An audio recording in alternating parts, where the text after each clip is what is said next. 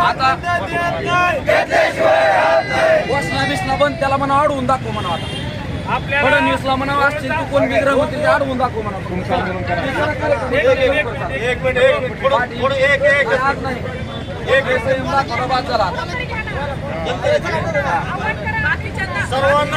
लवकर उरकाल फक्त मुंबईला चला. सर्वांना विनंती आहे, सागर बंगला फक्त बघायचा आता कसा चालतंय. एक मिनिट सर्व कुठलाच पाहिजे एक मिनिट फक्त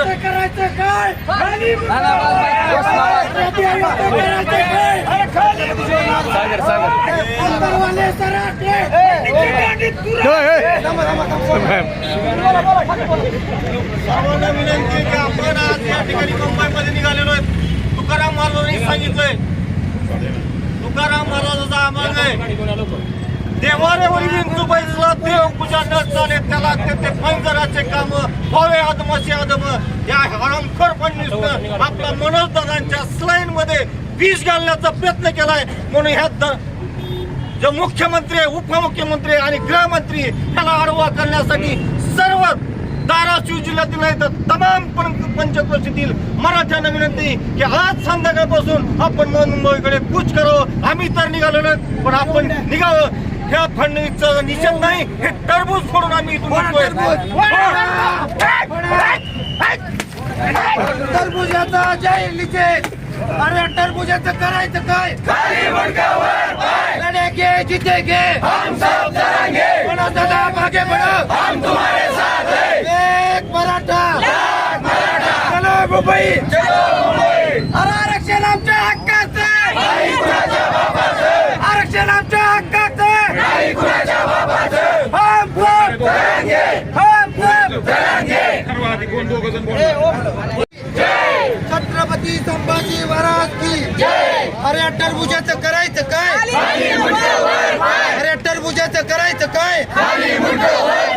एक मराठा, एक मराठा, एक मराठा. छत्रपती शिवाजी महाराज की एक मराठा.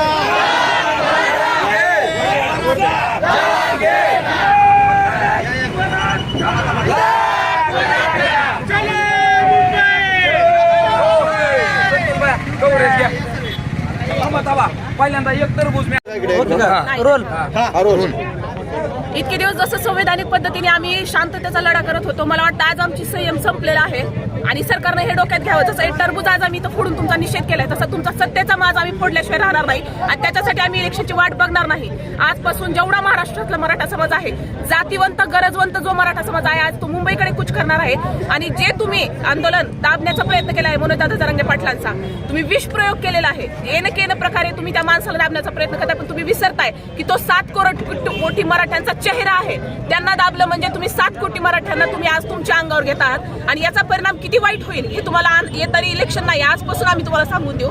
आणि याची मला असं वाटतं की मराठा समाजावर जी गोष्ट घडलेली आहे ह्याची तळमळ किंवा हे जे तुमचा द्वेष आहे मराठा समाजाबद्दल तुम्हाला 10% मान्य नाही. तुम्हाला ओबीसी मधूनही तुम्हाला आरक्षण द्यायचं नाही. म्हणजे तुम्ही करताय काय नेमकं? आणि यामधून तुम्ही मराठा समाजाची नाही, पूर्ण अख्ख्या भारतातल्या मराठा समाजाची आणि इतर समाजाची तुम्ही दिशाभूल करत आहात की हे मदमस्त हाती जसा असतो त्याला पायाखाली कोण येतं ना ह्याची काहीच भान नसतो. आज इतका मोठा फार्मर प्रोटेस्ट चालू आहे, त्यांची जशी तुम्ही दयनीय अवस्था करत आहात. अरे ते देशद्रोही आतंकवादीला जे त्यांच्यावर तुम्ही हल्ला करतात, सेम तसा तुम्ही महाराष्ट्रामध्ये हे स्टेट गव्हर्नमेंट असेल, सेंट्रल गव्हर्नमेंट असेल, हे इथं महाराष्ट्रामध्ये मराठ्यांवरती हल्ला करत आहात. आणि याचे परिणाम काय असतात? मी मागे जेव्हा आम्ही इथं धरणे चक्का जाम आंदोलन केलं होतं छत्रपती शिवाजी महाराज चौक धाराशिवमध्ये, त्यावेळेस मी सांगितलं होतं की तुम्ही मराठ्याच्या पुरुषांना दिवस आहात तोपर्यंत ठीक आहे, ज्यावेळेस गोष्ट आमच्यावर येईल ना त्यावेळेस आम्ही आमच्या बांगड्या मागं सारून काय करू शकतो हे आता आम्ही सरकारला सांगतो.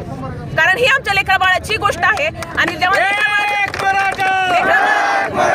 लेकराबाळाच्या अस्तित्वावर, त्यांच्या अधिकारांवर जर गदा येणार असेल तर ह्या मराठा समाजातली प्रत्येक रणरागिनी रस्त्यावर उतरून आज तुम्हाला तुमचा माज उतरवल्याशिवाय राहणार नाही. जसं टरबूज फोडले ना तसा तुमचा माज फोडल्याशिवाय राहणार नाही. ह्याची नोंद गृहमंत्री, उपमुख्यमंत्री आणि मुख्यमंत्र्यांनी घ्यावी. मी इतके दिवस झाली तेच सांगत होते, आता तुम्हाला नोंद नाही घेणार, तुमच्या कानापाशी येऊन तुम्हाला तुमच्या कानात सांगणार ही गोष्ट. एक मराठा, एक मराठा. अरे कोण म्हणता देत नाही? चिचून घेत होता आता.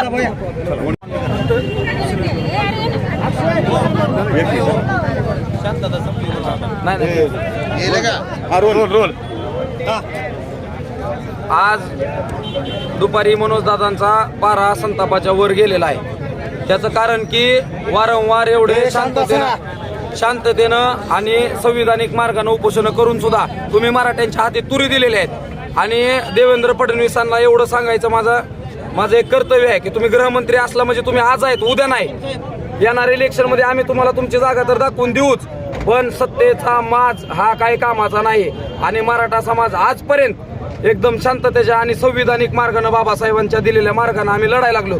आणि आमच्या दैवताला एवढ्या इमानदार माणसाला तुम्ही आज अशी लाचर कुत्री सोडून खोटं पाडण्याचा आणि त्यांच्या तुम्ही जीवावर बेतलेला आहेत. तरी हा तुम्ही नालायकपणा बंद करा. आता आम्ही मुंबईकडे निघालेलो आहोत. जो होगा देखा जाएगा. याच्या पलीकडे काहीच सांगायचं. तुम्हाला जर आम्हाला मारायचं ना, चला आम्ही आमच्या अख्ख्या कुटुंबावर आणि अख्ख्या सगळं घरदार सोडून मारायलाच यायला लागलो. हा तुमच्यात दम असेल तर माराच मुंबई. बस ह्याच्या पलीकडे आता काय सांगू शकत नाही. थोडं मागे सारखं मागे सारखं तुम्ही आता किती दिवस